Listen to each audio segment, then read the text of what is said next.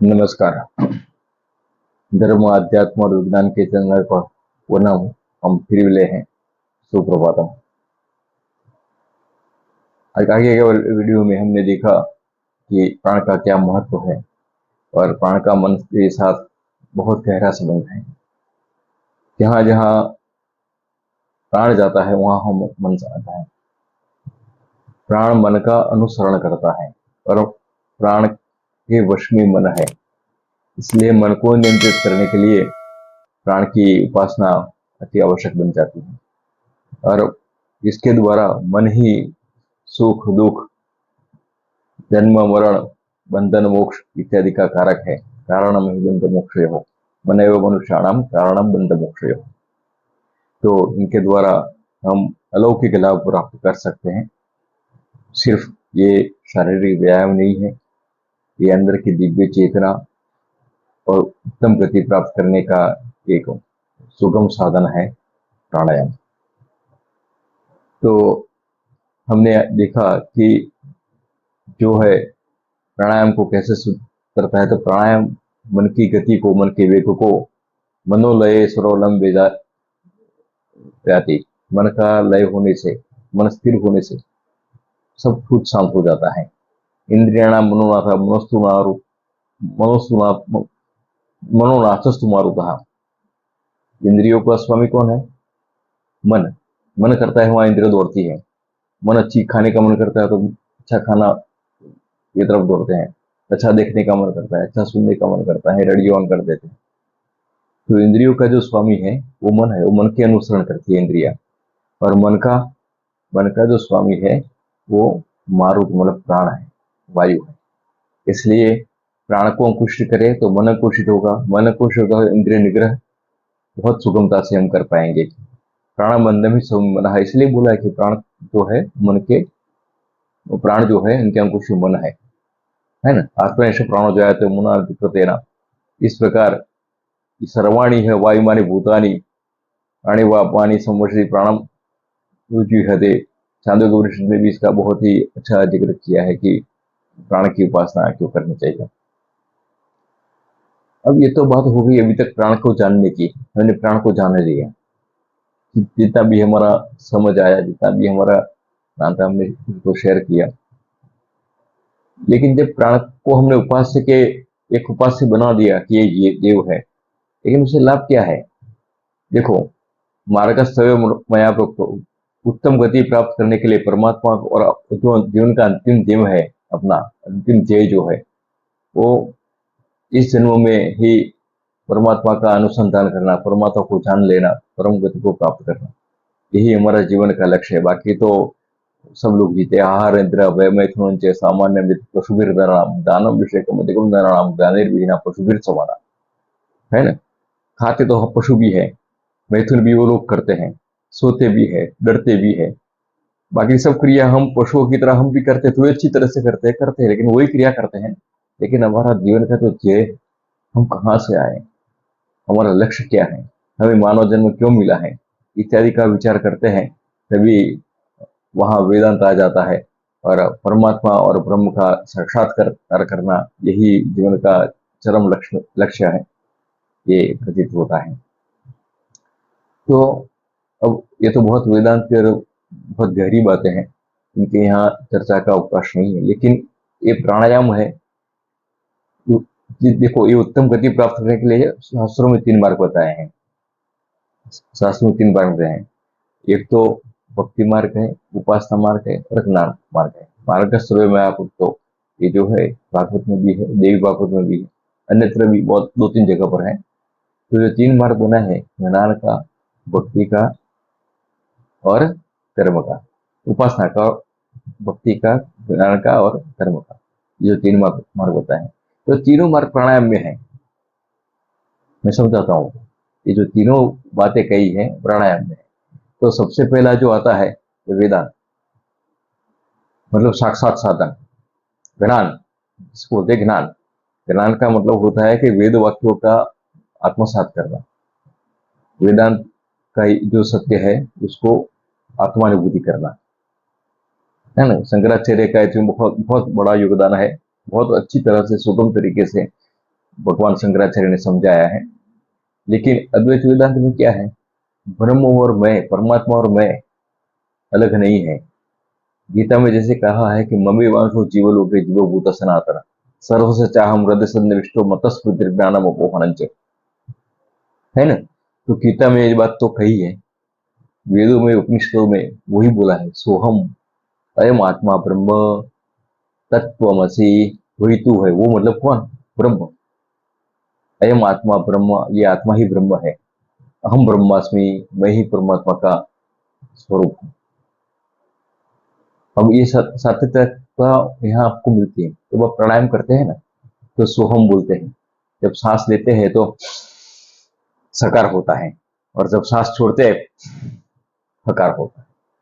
तो सोहम मतलब अयम आत्मा ब्रह्म वहां सिद्ध हो जाता है।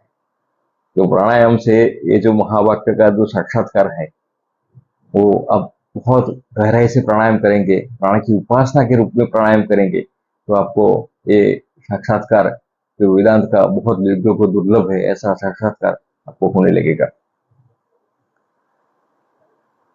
अभी तो प्राणायाम का जो अद्वैत विद्या है, लेकिन प्राणायाम यज्ञ भी है। और प्राणायाम करते हो तो रोज यज्ञ करते हैं, यज्ञ का फल भी मिलता है। कैसे मिलता है, तो जो हम सांस लेते हैं ना, तो ये अपना शरीर है, एक यज्ञशाला है, वेदी है, यज्ञ वेदी है। और इसमें जो कुंड है, हृदय कुंड है, इसमें प्राणाग्नि जलता है, और प्राणाग्नि में श्वास की एक आहुति देते हैं, उसको बोलते हैं यज्ञ। और इस सांसों की आहुति देने से जो अनुसंधान पूर्वक, तो आपको अंदर से ऐसा होगा कि नहीं, मैं यज्ञ नहीं कर रहा हूं, मैं सांस लेता हूं, खाली सांस वो लिया नहीं है, ये निरंतर चलने वाला, अपने शरीर में चलने वाला एक महायज्ञ है। और सभी यज्ञों से ऊपर है, ये सर्वश्रेष्ठ यज्ञ उसको बोला है, क्योंकि इसमें कोई अवस्था नहीं देखी जाती, कुछ नहीं देखा जाता, ये हर दिन चलता रहता है, रात को भी चलता है, और यज्ञ में सबका अधिकार है। बाकी यज्ञों में तो आपको दीक्षा लेनी पड़ती है, वैदिक कर्मों में, स्रोत यज्ञों में, स्वार्थ यज्ञों में अधिकार का भी विचार किया जाता है ना। ये तो पशु भी लेते हैं, करते हैं, समझदारी नहीं, लेकिन ये आहुति तो वो भी देते हैं। ये हर दिन चलता है। फल इसलिए नहीं मिलता है इसका, क्योंकि हमारा अनुसंधान नहीं है, हमारा उद्देश्यपूर्ण कार्य नहीं है।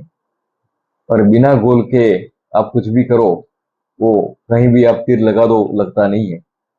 आपका अनुसंधान हो, आपका लक्ष्य बना है, और आप जब अनुसंधान पूर्वक तीर लगाते हैं, तो टारगेट पर अवश्य ही तीर लगेगा। तो हमें जो प्राण की उपासना करते हैं, प्राणायाम चाहे आप कितने भी करो, लेकिन जब प्राणायाम करते हैं तो आपको ये अनुसंधान के साथ करना चाहिए कि मैं यज्ञ कर रहा हूँ, प्राणों की आहुति मैं अपने शरीर आत्मा रूपी जो परमात्मा है, इनके आगे कुंड है ना। तो हृदय रूपी कुंड के अंदर प्राणाग्नि पुत्र है, प्राणाग्नि है, वो प्राणाग्नि में मैं सांस की आहुति देता हूँ, और इससे सुंदर ये शरीर की ब्रह्मांड का निर्माण होता है। शरीर भी ब्रह्मांड है, ब्रह्मांड की प्रतिकृति है।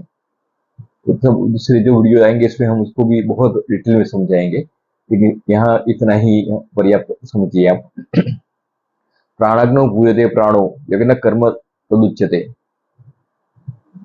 देखो, गीता में तो कहा है, उपनिषदों में कहा है, और बहुत जगह ब्राह्मण ग्रंथों में भी इनका जिक्र आता है कि सांस लेना ये कोई सामान्य क्रिया नहीं है, ये बहुत दिव्य क्रिया है, और परमात्मा के द्वारा चलती क्रिया है।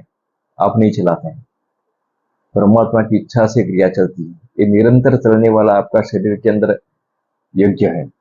ये अपाने जोरी प्राणम प्राणापाने था परे प्राणापान गति रुद्वा प्राणायाम परायण, ये जो गीता में इसका है, वही बात उपनिषदों में भी कही है। यदुच्छ्वासानि निश्वास निश्वासिता बहुति समन्वयति समानः मनो वा यजमानः इष्टफल विवादानः। ये जो श्वास और निश्वास की जो आहुति पड़ती है, वो यज्ञ है। जब अब यज्ञ करते हैं तो यजमान तो होना चाहिए ना, उपासना करते तो उपासक होना चाहिए, यज्ञ करते तो यजमान होना, बिना यजमान के तो यज्ञ होता नहीं। तो यहाँ ये यज्ञ में यजमान कौन है? जो सांस की क्रिया करते हैं, सांस रूपी आहुतियां देते हैं, कौन देता है? इसका यजमान। तो मन को स्थिर करके, मन को यजमान बना के सुंदर भावना के साथ ये कार्य किया जाता है, तो मन इसका यजमान है ना। तो ये जो मन रूपी यजमान है, वो इष्टफल व्यवदान, इष्टफल देने वाला, स एनम यजमान महर ब्रह्मम गमयति, और अहरनिश ब्रह्म की अनुभूति कराने वाला ये जो है, इसका यजमान मन है, मनो यजमान समान होता है। और निश्वास आहुति है, श्वास निश्वास की जो है वो आहुति इसमें डाली जाती है। तो ये जो प्राणायाम की प्रक्रिया है, वो न केवल प्राकृतिक क्रिया है, ये एक उत्तम यज्ञ भी है, और इसका यजमान मन है। अब देखिए मंत्र और उपासना, तीसरा मार्ग। एक मार्ग देखा हमने कि वो साक्षात साधन, अहम आत्मा की अनुभूति, सोहम, है ना।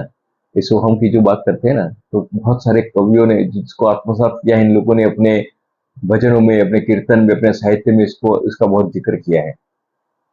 गुजरात में एक नरसिंह मेहता जो हो गए, बहुत बहुत बहुत प्रखर कवि थे, उन्होंने भी ऐसा बोला, देखने गगन में कौन घूमी रहो, तेज हूँ श्वास बोले। तो पूरे ब्रह्मांड में क्या है? खम ब्रह्म, ब्रह्म है। और सांस क्या बोलता है? सोहम सह अहम, गगन माँ कौन घूमी रहे हो, कौन व्याप्त है? तो तेज हूँ, वही मैं हूँ, वही मैं हूँ, वही ब्रह्म, तेज हूँ श्वास बोले। ये सांस हर निशम को याद दिलाते हैं कि तू अलग नहीं है, तू परमात्मा पुत्र है, तू परमात्मा का स्वरूप है। और ये सोच वो अद्वैत वेदांत की जो बात है, एक छोटी सी इसमें आपको मिल जाती है। तो यज्ञ को वेदांत का स्वरूप देखा, श्वास प्राणायाम को वेदांत का स्वरूप में भी देखा, प्राणायाम को यज्ञ के स्वरूप में देखा, वो मंत्र और उपासना के स्वरूप में हम इसको देखते हैं कि मंत्र और उपासना कैसे हैं, प्राणायाम मंत्र कैसे हैं। तो शिवादि की प्रणतम प्राणानाम प्राणिनाम प्राणवर्धनम निश्वास श्वास रूपेण मंत्रो एवं वर्तते प्रिय। ये जो सांस की क्रिया हर निश्चल की रहती है, वो परमात्मा से लेके छोटे से कीट तक वो सांस लेते हैं, और सांस लेते इसलिए जीवन है, सांस लेते इसलिए जिंदा है, श्वास खत्म जीवन खत्म, है ना। ये प्रक्रिया हर निश्चल की है, मतलब ये जप है। सोहम सोहम, आप खाली सोहम सो जप गायत्री बोलते हैं, है ना। जप गायत्री, हंस गायत्री भी बोलते हैं। वो गायत्री मंत्र का आप जप करते हैं, ये दिव्य गायत्री है, और सबका अधिकार है, सब ये कर सकते हैं।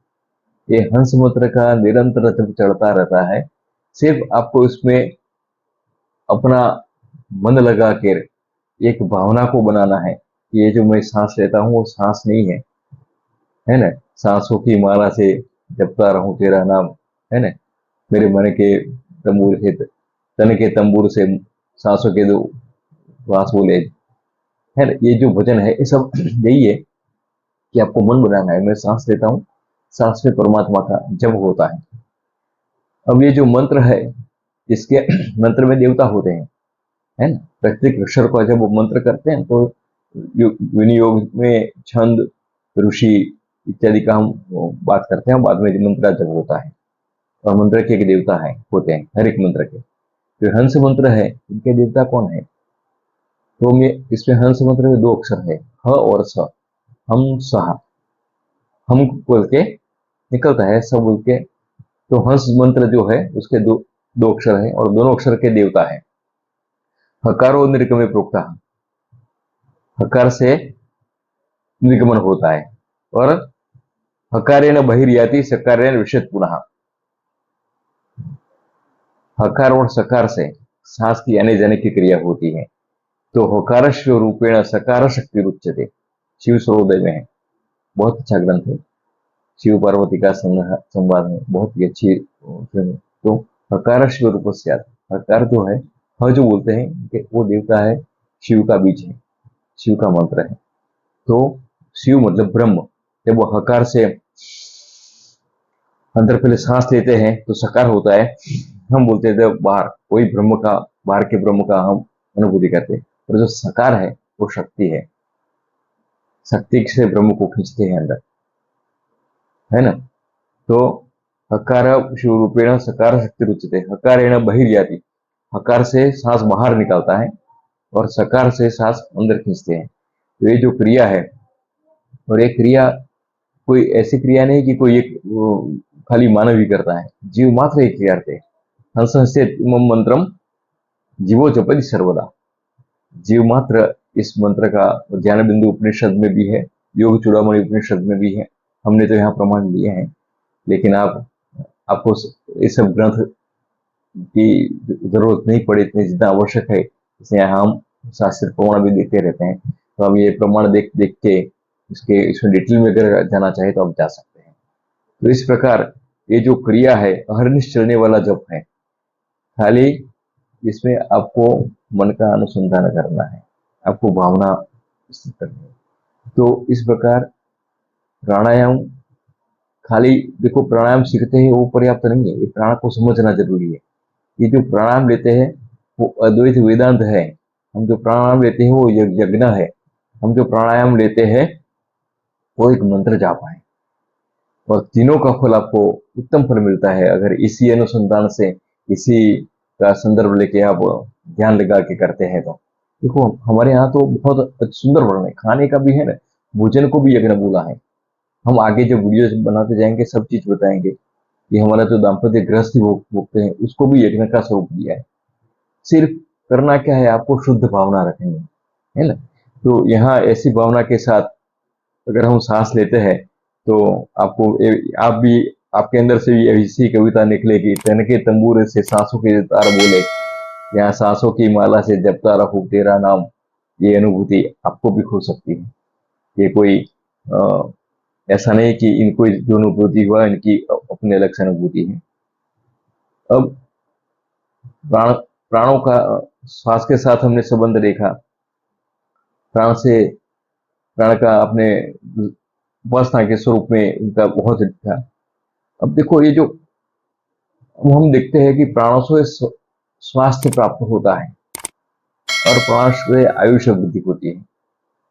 तो ये कैसे होता है, आयुर्वेद के ग्रंथों से हम थोड़ा समझाते हैं आपको कि भागवत में भी है सर्ग सृष्टि, परमात्मा ने पहले पंच महाभूतों को बनाया है ना, तो आगे भी बात कही है, उसको सर्ग सृष्टि बोलते हैं। वो भागवत में प्रारंभ नहीं है। और सर्वद्रव्य पांच भौतिकम अस्मिन दधरे, फिर चरक सूत्र में, चरक संहिता में भी लिखा है कि ये जो पूरा ब्रह्मांड है वो पांच तत्वों से बना है, और वो तत्व वो परमात्मा का ही स्वरूप है। इसमें परमात्मा का चैतन्य है, जो आगे भी हम अगले वीडियो में बता चुके हैं। और इस पंच तत्वों से ही इस शरीर की जो रचना हुई है, इसमें से ही सब कुछ बनता है ना। एक पांच भूतों से ही सब कुछ बना है ना, मिट्टी से ही ईंटें बनी, मकान बना, सीमेंट बना, सब कुछ बना, धातु से यंत्र बने, गहने बने, सब कुछ बना। तो पंचभूतों की पूरी व्याप्ति जो है वो पंचभूतों में से ही सब कुछ सृष्टि का है। गहन समीर अनल जल धरणी, इन्हीं कई नाथ सहज जड़ धरणी, तुलसीदास ने रामचरित में बोला है। तो जो पंच महाभूत है, अब एक बार कोई चीज अपने पास आ जाती है हमारे पास, तो उसमें धीरे धीरे धीरे धीरे पड़ी हुई साइकिल है, तो इसमें जंग लग जाता है ना, वो चलती नहीं है, उसको चलानी पड़ती है, उसमें ओवर ऑयलिंग करना पड़ता है, उसको साफ करना पड़ता है। तो जो ये शरीर रूपी हमें यंत्र मिला है उसको भी संभालना हमारी इतनी जिम्मेवारी है, उसका सफाई करना है, उसका मेंटेनेंस करना है ना, उसका पीएम करना है, प्रिवेंटिव मेंटेनेंस करना है। ये सब करेंगे तो शरीर रूपी रस और यंत्र अच्छी तरह से चलेगा। क्योंकि ये जितने भी रोग इत्यादि जो होते हैं, ये पंच महाभूत जो है उनके परस्पर कुपित होने से या विकृत होने से होते हैं, है ना। कोई भी यंत्र नहीं चलता है तो क्या करेंगे, उसको आप रिपेयर करेंगे, उसको सर्विस करेंगे, ओवर ऑयलिंग करेंगे, लुब्रिकेशन करेंगे, तब वो फिर से चलने लगेगा। ऐसा नहीं कि वो आजीवन चले, जब तक चले स्मूथ चले। साइकिल पे ऐसा नहीं कि बार बार फ्लाईव्हील निकल जाए या चैन उतर जाए या पैंडल लेके ही नहीं, तो वो जंक निकालने की जो क्रिया है, वो जंक लगते हैं क्यों? तो इसमें हमारे शरीर में जो जंक लगते हैं, वो लगते हैं पंचभूतों के कुपित होने से, इसमें विकृति आने से। तो सबसे पहला बताया आकाश मारुताभ्याम वातः, शरीर में जो खालीपन है उसको आकाश बोलते हैं, और जो वायु है शरीर में हमारे, वो वायु, ये दोनों के कुपित होने से वायुजन्य रोग होते हैं, दूषित वायु होता है। तो हमारे आयुर्वेद में तीन ही बोले हैं कि स्वास्थ्य के लिए, स्वास्थ्य देने वाले और स्वास्थ्य को क्षीण करने वाले तीन ही है, पित्त, कफ, पित्त और वायु। ये तीन ही दोष हैं। दोषा दूसरा दोषा, जो दूषण है, जो हमारे लिए हानिप्रद है, उसको दोष बोलते हैं। तो वात, पित्त और कफ, ये जो तीन दोष है, वो आकाश और वायु से वायु का दोष उत्पन्न होता है ना। तो और दूसरा जो दोष है, वन्ही जलाभ्याम पीता, शरीर में जो अग्नि या तेज तत्व है और जो जल तत्व है, जो रस इत्यादि है, रक्त इत्यादि है, कफ इत्यादि, कफ पित्त रस, तो इनसे जो कुपित होने से जो दोष होता है, वो पित्त होता है, वो पित्त है। और तीसरा जो है, वो अद्वैय पृथ्व्याम श्लेष्मा, श्लेष्मा मतलब कफ, जल और पृथ्वी तत्व कुपित होने से या विकृत होने से हमें कफ होता है। ये तीनों ही जितने भी रोग है, आज तक जितने भी रोग हुए हैं और जो होने वाले हैं, वो सभी रोग इन तीन के सिवा बाहर से नहीं है, ये तीन की ही विकृति से रोग होते हैं। पूरा जो स्वास्थ्य का मूल है, एक कफ, पित्त और वायु, इनका कुपित होना मतलब रोग होना, उनका सुनियंत्रित होना मतलब स्वस्थ होना। तो कफ, पित्त और वायु, ये तीन तो हो गए। अब ये जो है, इनका असर अपने मन पर, अपने चित्त पर, अपने विचारों पर, अपनी प्रवृत्ति पर, सब पर इन तीनों का असर रहता है। पित्त का भी असर रहता है, वात का भी असर रहता है, कफ का भी असर रहता है, अपने आयुष्य पर, अपने काल पर, दिन में रात में, तीनों का प्रभाव बहुत कम आता है। बाल्यावस्था में कफ प्रकृति ज्यादा होती है, यौवनावस्था में पित्त ज्यादा होती है, और बाल्या में कफ होता है, युवानी में पित्त होता है, और बुढ़ापे में वायु है, शरीर को जकड़े की जोर वेद वो होना, घुटनों में दर्द होना, ये सब वृद्धावस्था के रोग हैं। तो अपने आयु के साथ इनका प्रभाव अलग अलग होता है। अब इन सबको शांत करने का जो उपाय है, वो कफ, पित्त और वायु का, वो भी प्राणायाम है। प्राणायाम, मात्र प्राणायाम से ये तीनों को आप शांत कर सकते हैं। तो बहुत ही अच्छा सुंदर वर्णन है। अब देखो, तीन दोष तो तीन बताए, लेकिन तीनों दोष हानिकारक नहीं है। देखो, पित्त क्या है, वो पंगु है, वो चल नहीं सकता, जहां पड़ा है वहां ही पड़ा रहेगा, वो बहुत खराब करेगा। हाँ, पित्त विकृत पित्त है जो।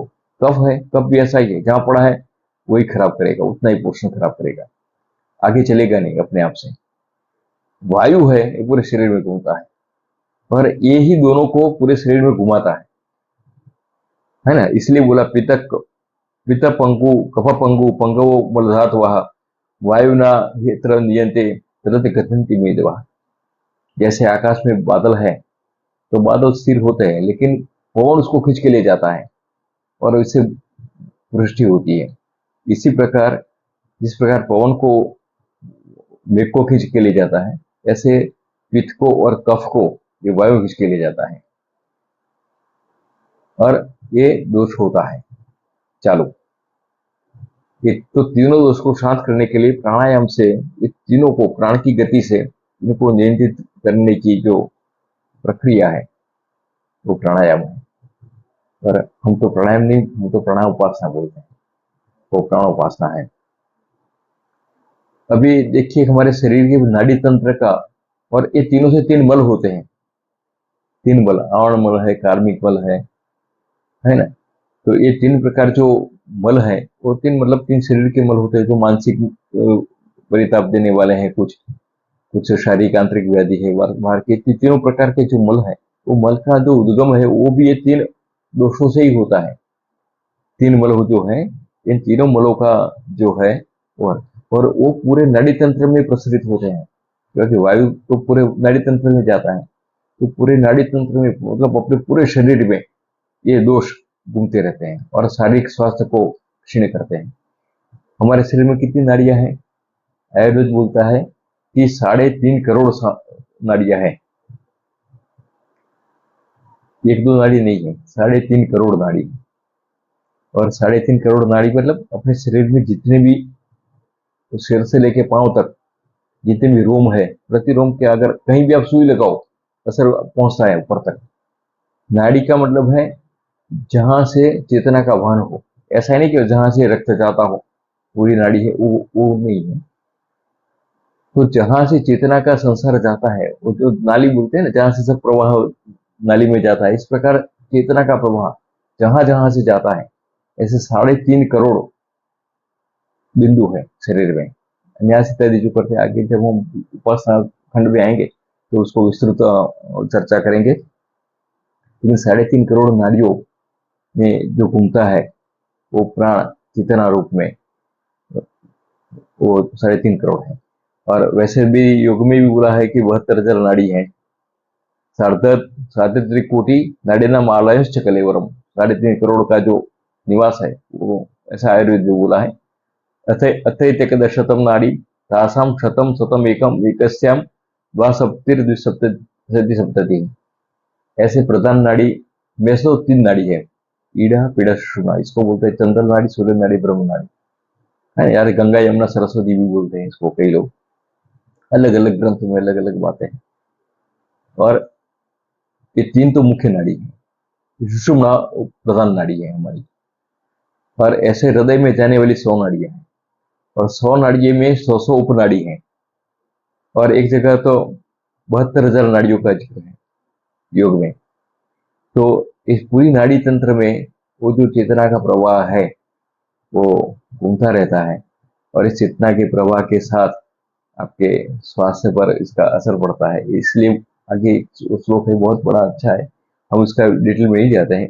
वायु तंत्र तंत्र यंत्र है, शरीर रूपी यंत्र को धारण करने वाला जो एक है, हम यहाँ बाजू में देख लेते हैं, आप उसको पढ़ लेना, अर्थ के साथ लिखा है। तो पूरे श्लोक में यही है कि वायु का क्या क्या है, इसके जो 16 कार्य बताए हैं, 16 स्वरूप बताए हैं, ये हमारे लिए ये शरीर रूपी यंत्र को चलाने वाला यंत्री है। और आत्मा का सबसे निकटवर्ती जो कोई है तो वो प्राण है, इसके बाद मन आता है। तो इस प्रकार यहाँ प्राण का नाड़ी तंत्र के साथ संबंध है। और प्राण की शुद्धि के प्राणायाम से नाड़ी शुद्धि होती है, और नाड़ी शुद्धि से तीनों मल का शोधन होता है। और जो तीनों मल है वो वो तीनों मल का शमन होने से अपना मन, अपना चित्त, अपना शरीर स्वस्थ होता है। हमारे यहाँ इसलिए है ना, सभी जगह कोई भी क्रिया में प्राणायाम का प्राधान्य दिया है। शादी करने जा रहे हैं, प्राणायाम की क्या जरूरत है? यज्ञोपवीत हो रहा है, प्राणायाम की क्या जरूरत है? यज्ञ में क्या जरूरत है? रोज उपासना करते कहा, रोज पूजा करते, इसमें प्राणायाम की क्या जरूरत है? लेकिन सभी कार्य में, पिताजी की अंत्येष्टि कर रहे हैं तब भी प्राणायाम करते हैं। अच्छे काम है, बुरे काम है, जो भी है, और और्ध्वदेहिक है, उपासना है, सभी में प्राणायाम पहले करते हैं। आचमन प्राणायाम से ही हमारा काम चालू होता है। इतना महत्व है कि प्राणायाम से हमारे शरीर के सभी धातुओं का, जैसे अगले वीडियो में मैंने बताया था कि जिस प्रकार जमीन से निकली धातुओं को पिघाल कर इसमें शुद्धि लाई जाती है, इसमें से जो चाहे आकृति दे सकते हैं। गहनों में सोना को पिघाल कर इसमें से गहने बनाए जाते हैं। ऐसे ही ये जो प्राणायाम है वो असर करता है। अब हमने आगे बात कही कि हमारी जो 3 प्रधान नाड़ी है, वो 3 प्रधान नाड़ी में एक तो है ईड़ा, पिंगला और सुषुम्ना। ईड़ा जो है हमारे वाम पाद में है। ईड़ा वाम स्थिता, ईड़ा वाम स्थिता, पिंगला दक्षिण स्थिता। पिंगला जो है वो दक्षिण भाग, और जो सुषुम्ना है, ब्रह्म नाड़ी है, वो अपने पीछे जो मेरुदंड है, जो करोड़रज्जु है, इससे समांतर निकलती हुई सहस्त्रार तक पहुंचती है, वो उसको बोलते हैं सुषुम्ना। मध्य देश तो प्राणामार्ग त्रयास्पदा। और ये प्राणों की गति को नियंत्रित करने वाली ये जो है, ये 3 प्रधान नाड़ियां हैं। एकोत्तर शतनाड़ी दासा मध्य परास्पदा सुषुम्ना तो परे लेना विरजा ब्रह्म रूप ने सुषुम्ना को ब्रह्म नाड़ी बोला है। ये योग शिखोपनिषद में इसका बहुत ही अच्छा वर्णन मिलता है। तो अब हमने देख लिया कि भाई प्राणायाम से ये सब चीजें होती है। तो अब आती है, तो आप तो सीख लिया कि प्राणायाम क्या है, प्राणायाम से क्या क्या होता है, प्राणायाम उपासना है, प्राणायाम यज्ञ है, प्राणायाम वेदांत है। लेकिन प्राणायाम करे कैसे वो तो बताओ। अभी अभी हम आते हैं मुख्य बात पर। तो इडियाकर्षित बाह्यम षोडश मात्रया धारयत पुरुतम योगी चतुष्टायत मात्रया सुषुम्नामध्यम सम्यक द्वादश मात्रा। ये जो उसका विधि बताया है, तो धीरे धीरे सांसों की जो क्रिया करते हैं। आपका जो इष्ट देव है, कोई भी इष्ट देव हो सकता है आपका, कोई भी मंत्र। हमारे यहाँ तो गायत्री मंत्र संध्या में लेते हैं हम लोग, जो ब्रह्म या जो अधिकारी लोग हैं। लेकिन कोई भी को है, आप राम नाम का मंत्र लो, कृष्ण का मंत्र लो, माता जी का मंत्र लो, दुर्गा गणेश जी का लो, सूर्य नारायण का लो, कोई भी मंत्र लो। वो मंत्र से आपका जो सांस लेने का जो क्रम है, सबसे पहले दाएं नाक से वाम नासिका से सांस लेना है। और सांस लेने का क्रम ये है कि आप 4 मंत्र बोल के सांस लीजिए, है ना। और उसको फिर रोकिए सांस को। कितना रोकना है? उससे 4 गुना, मतलब 16 तक आपको रोकना है। 4 बार राम राम राम बोल के सांस लिया, 16 बार राम राम बोल के रोका, और धीरे धीरे 8 बार बोलते हुए दक्षिण नासिका से बाहर निकालना है। ये क्रम है। फिर इसको ज्यादा करो तो फिर 4 की जगह 8 कर दो, 16 की जगह 32 कर दो, है ना, और 8 की जगह 16 कर दो। ये यही क्रम है। और एक बार वाम नासिका से लिया, फिर से वही दक्षिण नासिका से, मतलब लेकर रोक के वाम नासिका से बाहर निकलना है। तो इसको बोलते हैं एक प्राणायाम। ये प्राणायाम है। ये इसका संख्या परिमाण है। ऐसी संख्या से आप लेते हैं प्राणायाम। खाली ब्रीथिंग सांस अलग कोई मात्रा के बिना, जैसे बताया स्टेज पर से और आपने प्राणायाम कर दिया, वो नहीं है। ये मात्रा है।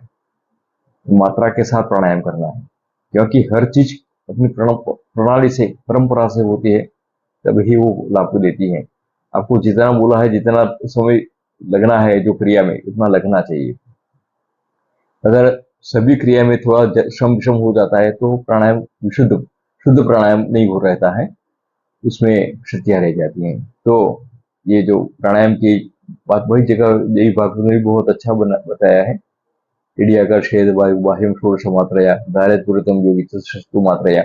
यहाँ और धीरे धीरे क्रिया करनी चाहिए। जैसे मैंने अगले वीडियो में बताया था, ये कोई जल्दीबाजी में करने वाली क्रिया नहीं है, इससे नुकसान होता है। इसकी जो नैसर्गिक जो प्रक्रिया हुए, इसमें विक्षेप आता है। जिस प्रकार सिंह और हाथी को वश में करने के लिए बहुत दिनों के इसको ट्रेनिंग देनी पड़ती है ना। तो इसी प्रकार वो प्राणायाम को साधने के लिए आपको धीरे धीरे धीरज पूर्वक और समझदारी से बहुत छोटे समय से चालू करके उसका अभ्यास बढ़ाना है। इसी को बोलते हैं। अब जो प्राणायाम है, ये तो हमने बताया कैसे लेना चाहिए। लेकिन अभी प्राणायाम लेते समय चित्तादि सर्वभावेषु ब्रह्मत्वेनैव भावनात्, हम जब सांस लेते हैं तब ये भावना रखना है, भगवान का ध्यान करते हुए, कि हमारे समग्र चारों ओर जो ब्रह्म है, वायु रूपी ब्रह्म है, उस ब्रह्म को मैं अंदर खींचता हूँ, अपने शरीर के अंदर ब्रह्म को खींचता हूँ। चित्तादि सर्वभावेषु ब्रह्मत्वेनैव भावनात्, सर्वत्र ब्रह्म है और ब्रह्म को मैं अंदर शरीर में खींच ले रहा हूँ। निरोध सर्ववृत्ति नाम, और सभी वृत्तियों का निरोध करना, उसी को प्राणायाम बोलते हैं, है ना। ये तो प्राणायाम का एक बात है कि प्राणायाम कैसे सांस लेना चाहिए।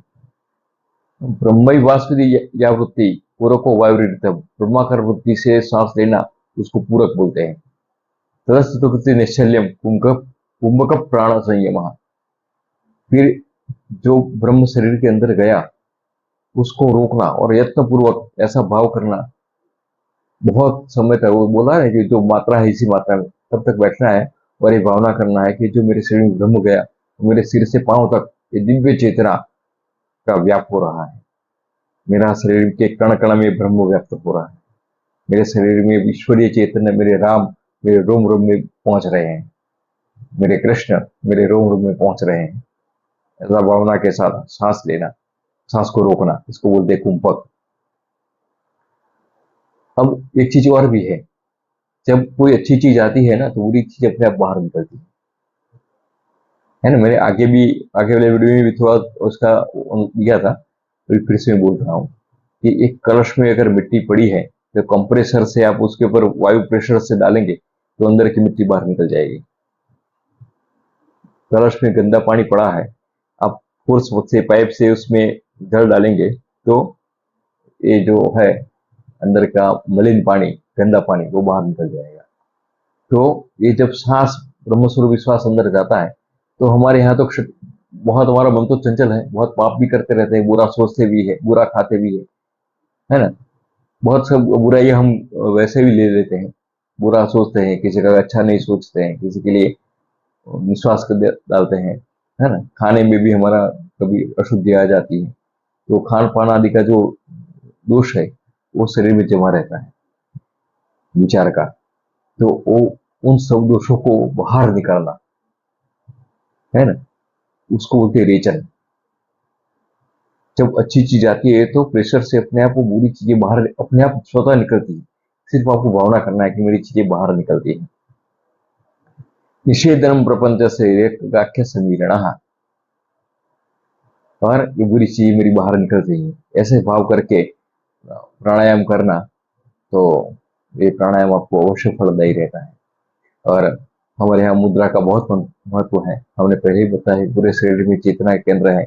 हमारे एक एक अंगुली में एक एक अंग के जो है उसके ऊपर असर होता है। हम जो न्यास करते हैं, एक्यूप्रेशर आप करते हैं ना, आप कहीं कहीं दबाते हैं, अंगूठी को दबाते हैं, कभी तर्जनी को दबाते हैं, कभी कनिष्ठिका को दबाते हैं, तो इसका असर पड़ता है। तो हमारे ये जो एक्यूप्रेशर का मतलब यही है, इसमें यही सिद्धांत है कि हमारे शरीर में जो स्पर्श बिंदु है इसका असर। और दूसरा क्या है कि देवता लोग अपनी मुद्राओं से प्रसन्न होते हैं, है ना। इस अंगुलियों से उन्हें अंगों को दबाना, ये तो एक्सप्रेशन भी हो गया। और दूसरा क्या है, जैसे कि बच्चा है पूरा दिन खेलता रहता है, लेकिन हम उसको बार बार बोलते हैं ऐसा ऐसा बोलो, ऐसा ऐसा करो, हंसो, उसकी कुछ मुद्राएं होती है जो हमको आनंद देती है। तो बाल्य भाव से हमारी जो मुद्राएं हैं वो भी परमात्मा को प्रसन्न करती है, जल्दी से शक्तियों को हमारी तरफ आकर्षित करते हैं। वो आकर्षण करने वाली जो चीजें हैं, देवता को प्रिय करने वाली चीजें, और हमारे शरीर में स्पर्श बिंदुओं को जागृत करने वाली। सांप है ना, उसकी पूंछ पर थोड़ा दबाओ, वह एकदम खड़ा हो जाएगा सांप। तो कुछ स्पर्श बिंदु है जिसका असर पूरे उस शरीर पर पड़ता है, इसका प्रभाव। शरीर में कुछ कुछ अंग ऐसे हैं जहां आपको टच करने से इनका असर आपको महसूस होता है, इसलिए उसको बोलते हैं मुद्रा। तो जो प्राणायाम की मुद्रा है, ये अनामिका और तर्जनी ऐसे साथ में रख के, ऐसे दबा के सांस को खींचे, और ये दो दो अंगुली से नासिका को दबा दे और सांस को रोके, फिर अंगुष्ठ को ए करके सांस को बाहर निकाले, फिर से यहाँ से सांस खींचे, रोके और यहाँ से निकाले। तो ये जो बोलते हैं वो सांस का मुद्रा के साथ, प्राणायाम मुद्रा बोलते हैं उसको, प्राणायाम मुद्रा के साथ सांस लेना। और ये मुद्रा से सांस लेने से आपको बहुत ही कनिष्ठकानम अनविकांगुष्ठाभ्याम नासमुत्तारणम प्राणायाम से विघ्न तर्जनी मध्य में विना, ये दोनों अंगुली मध्य में और तर्जनी को छोड़ के जो मुद्रा से प्राणायाम करते हैं, तो वो प्राणायाम, ये याज्ञवल्क्य ऋषि ने भी इसका बहुत ही, याज्ञवल्क्य योगी बोलते हैं, उन्होंने भी इसका बहुत ही अच्छा सुंदर वर्णन किया है। और इसमें भी लिखा है कि कितना पुनः उसका ये आता है कि कितनी संख्या में प्राणायाम करने चाहिए। इस प्रकार प्राणायाम करने से आपको अवश्य लाभ होता है। और प्राणायाम के कई प्रकार हैं, जैसे एक दवा है ना, कि सूंठ देते हैं आयुर्वेद जी, तो अलग अलग प्रयोग में अलग अलग अनुपान के साथ सूंठ देते हैं। आम बात के लिए सूंठ अलग देते हैं, है ना। और कफ को दूर करने के लिए सूंठ अलग देते हैं। विदेश समय के लिए सूंठ का उपयोग है।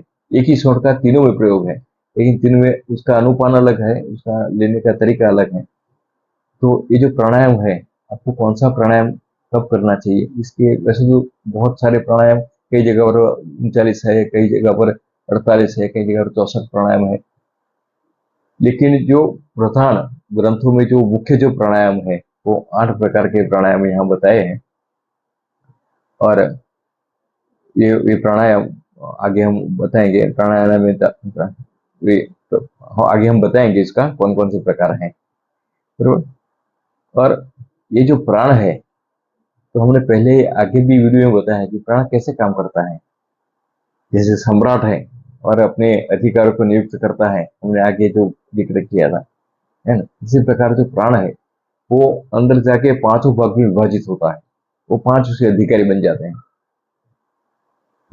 प्रधान प्राण से दूसरे 4 प्राण हैं, और वो प्राण अलग अलग स्थान पर रहते हैं और उनका अलग अलग कार्य बन जाता है ना। तो जो प्रकर्षेण नयति बलम ददाति आकर्षयति च शक्ति च प्राणायामः सब प्राणः। जो प्राण है 5 वायु बनते हैं इसमें से, प्राण अपान व्यान उदान समान। तो जो प्रकर्षेण नयति, उसको बल को बल देना और शक्ति का आकर्षण करना, उसको प्राण बोलते हैं। प्राणवायु का स्थान है मस्तिष्क, वक्षस्थल, कान, जिह्वा, मुख, नासिका, ये सब उनके स्थान बताए गए हैं। और इनका जो प्रधान कार्य है वो उसका स्थान है वो कंठ, हृदय इत्यादि इनका स्थान है। और ये अपने जैसे बोलते हैं वायु से अंदर की विकृतियां बाहर निकालने के लिए भी वायु चाहिए। कफ जमा होता है तो खांसते हैं, छींक आती है, और यही अंदर के जो दूषण है वो बाहर चेष्टा से निकलता है ना। तो इसीलिए प्राण का अलग अलग स्थान है। इसका जो स्थान है वो कंठ, हृदय तक उसका स्थान बताया है प्राण का। दूसरा जो है हमारा प्राण का बाद अपान है। अपान अपनयति प्रकर्षेण मलम निस्तारयति अपकर्षयति शक्ति के पाना। अब यंत्र तो चलता है, प्रोडक्शन होता है, तो मल भी होगा, सफाई काम भी चाहिए आपको, है ना। हाउस कीपिंग नहीं करेंगे तो फैक्ट्री गंदगी से भर जाएगी आपकी। दुकान में अगर झाड़ू नहीं लगेगा तो दुकान गंदगी से भर जाएगी, कोई अंदर आएगा नहीं दुकान में। लोग आते इसलिए कि साफ सुथरी दुकान है आपकी। तो शरीर में हम सांस भी लेते हैं, हम खाते हैं, हम सोचते हैं, इनसे गंदगियां भी होती है। तो गंदगियों को दूर करने का काम, हाउस कीपिंग जिसको बोलते हैं, वो काम हमारा अपान करता है। अपनयति प्रकर्षण बलपूर्वक उनको निकालना, है ना। तो अपान वायु जो निकलता है, मल इत्यादि मूत्रादि का विसर्जन होता है, मल मूत्र जो निकलते हैं उत्सर्जन होता है, वो सब काम है अपान वायु का। और इसका जो स्थान है वो बस्ती, विन्द्रिय, नाभि, इसी स्थान पर वो रहता है। ये इनके कार्य क्षेत्र है। तीसरा जो वायु है वो ज्ञान। अब शक्ति गई तो माल आया फैक्ट्री में, कोई मटेरियल, तो उसको नियत स्थान पर पहुंचाना भी तो है। अपने आप तो प्रोडक्शन होगा नहीं, है ना। जब कोई चीज अंदर आती है तो उसको जहां जरूरत है उसको पहुंचाना भी पड़ेगा, तो कौन पहुंचाएगा। तो ये काम करता है ज्ञान। ज्ञान ज्ञान के लिए व्याप्त होती है शरीर में, यह सब ज्ञान है, पूरे शरीर में व्याप्त है। और वो प्राण की शक्ति जहां जहां जरूरत पड़ती है वहां तो प्राण को पहुंचाता है। इस वाइटल जो फोर्स है ना, कॉस्मिक एनर्जी है, वो कॉस्मिक एनर्जी जो शरीर में जाती है उसको हर बिंदु तक शरीर के पहुंचाने का जो काम करता है वो ज्ञान करता है। और वो बलशाली होता है क्योंकि इसको उसका कार्य भी बड़ा है, उसका क्षेत्र भी बड़ा है, इसलिए उसको पूरे शरीर में उसका व्याप है। अब आता है उदान। उदान उन्नयति उद अनयति को उदान को बोला है। उदान वायु का स्थान है नाभि व कंठ, बरोबर। और वो अपने जो अंत समय में जब प्राणोत्सर्जन होता है तो अपने शरीर प्राणी को अपने कर्म, अपने संचित संस्कार इत्यादि को लेके वो बाहर जाता है और इसके अनुसार कौन सी योनि में जाना है, पुण्यम लोकम नयते व पापम पापम, ये उदान वायु से निर्धारित हो जाता है। उसका बहुत ही बड़ा कार्यक्षेत्र है उदान का भी। और अंत में जो है वो समान, समम नयति सम्यक प्रकारेण नयति समानः, है ना। उसका जो है जो स्थान है वो अपना आंतड़ी और पेट का जो स्थान है नाभि के आसपास का जो है वो समान का है। एनर्जी आई तो डिस्ट्रीब्यूट तो करना पड़ेगा, और उसका नियंत्रण तो करना पड़ेगा। क्या करना है, एक माल आ गया, इसका सेग्रीगेशन करना पड़ता है, कहाँ उसका उपयोग करना है, इनका नियंत्रण करना है, वो सब काम संभाल करता है। आपने खाया, पेट में चला गया, फिर इसका रस बना, उसमें से यकृत में भेजा, इसको मलाशय में भेजा, इसमें से रक्त बना, बरोबर, पित्ताशय में। तो ये जो कार्य करता है वो समान है। रॉ मटेरियल आया, उसको मिक्सिंग किया, उसके ऊपर केमिकल प्रोसेस किया और फाइनल फिनिश गुड बाहर आ गया, तो रक्त इत्यादि बना, और जो कचरा था वो अपन को दे दिया जो बाहर निकला है। इसी प्रकार इनके जो स्थान है, नियत स्थान हुए हैं हृदय, तो हृदय प्राणो गुदयपान समानो नाभिमध्यकः उदान कंठदेशु व्यान सर्व शरीरिकः। इस प्रकार जो ये वायु है वो पांचों क्षेत्रों में अपने पूरे शरीर के यंत्र का संचालन करते हैं। तत्पुंडिक कुहवर्तिनी बुद्धि व्यवस्थानी व्याधिनी उदय सहिता देवादि रूपेण विविधा जायते इति भाषितम। अब ये जो प्राण है ना, हमने बोला प्राण रहता कहाँ है, पहले कहाँ जाता है, तो हृदय में जाता है। हृदय में क्यों जाता है, तो हृदय में देवता है। हृदय में तीन चीजें हैं, एक हृदय में प्राण है, दूसरा हृदय में देवता है जो हमको अच्छी बुरी सोचने की, हर निश हमको दबकते रहने की जो ये देते हैं, शक्ति देते हैं, वो देवता है। तो देवता हमारे हृदय में, इसलिए हृदय में देवता का ध्यान हृदय में करते हैं। हमको देवताय नमः हृदयाय नमः ऐसा बोलते हैं, तो हृदय में हम हृदय में ध्यान करते हैं। तो देवता का स्थान कहाँ है, हृदय में। प्राण का स्थान कहाँ है, हृदय में। प्राण लेते हैं तो पहले कहाँ जाता है, हृदय में। और तीसरा ज्योति का स्थान। आप बोलेंगे अभी हम तो आंख से देखते हैं, बिना आंख भी देख सकते हैं आप, सपने में आपकी आंख खुली नहीं होती फिर भी आप देखते हैं, तो ये ज्योति कहाँ से आती है, ये ज्योति का स्थान है हृदय। तो हृदय में तीन देवता का स्थान है, इसलिए जो अधिकारी लोग यज्ञोपवीत धारण करते हैं, इसमें तीन सूत्र होते हैं, वो तीन देवता के प्रतीक हैं।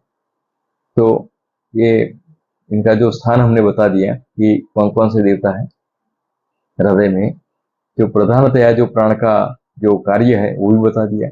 और ये जो अब क्या है कि खाली अधिकारी तो डायरेक्ट काम करेगा नहीं, वो भी उसके पास भी स्टाफ चाहिए ना। खाली मैनेजर काम करेगा नहीं, खाली इंजीनियर काम करेगा नहीं, स्टोर कीपर काम करेगा नहीं, अकाउंटेंट काम करेगा नहीं, उनको बहुत सारा स्टाफ चाहिए। इतना बड़ा शरीर है, इनका संचालन, आप शरीर को देखो, आप गिन नहीं पाओगे इतनी अंदर चीजें होती है। इतना बड़ा संचालन होता है, नींद में भी वो सांस चालू रखता है, नींद में भी, सपने में, बहुत सारे नियंत्रण वहाँ कार्य होते रहते हैं शरीर से। तो इस शरीर को चलाने से खाली 5 प्राण तो नहीं, कोई सहायक चाहिए, असिस्टेंट तो चाहिए, है ना। तो उनके उसको बोलते हैं उपप्राण। येषामपि पंचानाम स्थानानि वदामि हम। उद्गारे उद्गारे नागा, उसका जो है, जो उद्गार इत्यादि आता है, बोलते हैं डकाराना इत्यादि, वो नाग है अख्याता। दूसरा जो उसका उपप्राण है वो है कूर्मस्तन मूले स्पृथा। दूसरा जो है कुर्म है, फिर कुकर है, फिर देवदत्त है। ऐसे 5 प्राण है, नाग, कुर्म, कुकर, देवदत्त और धनंजय, ये 5 प्राण है। और ये पांचों प्राण प्राणों के ही प्राण है।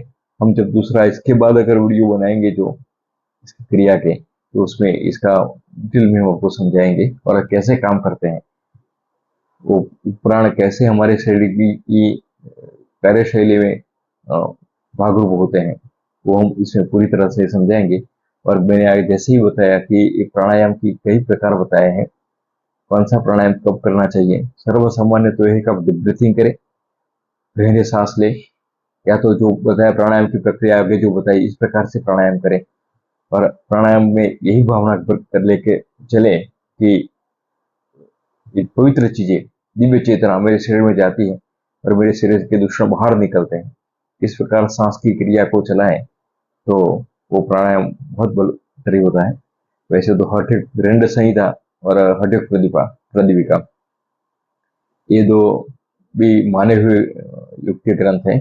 इसमें इनके 8 प्रकार बताए हैं। सहित सुर वेद से उज्जाई शीतली भस्त्रिका ब्राह्मणी मूर्छा केवली चाष्ट कुंभकः, ये 8 बताए। वही उसमें बताए सूर्य वेदन उज्जाई शीतकरी शीतली तथा भस्त्रिका ब्राह्मणी मूर्छा लावणी चष्ट कुंभकः। इस प्रकार 8 प्रकार के जो प्राणायाम बताए, अभी यहाँ इसका अवकाश नहीं है, हम फिर मिलेंगे आपको। इसके बाद का जो वीडियो है वो मन तत्व पर बनेगा, फिर शास्त्र पर बनेगा, शास्त्र क्या है, फिर मंत्र शक्ति पर बनेगा। ऐसे अनेक वीडियो हम बनाने वाले हैं। आपका सहयोग और प्यार हमें प्रार्थनीय है। आप हमें प्रेरणा देते रहें, इस चैनल को सब्सक्राइब करते रहें। इसी आशा और शुभकामना के साथ जय श्री राम।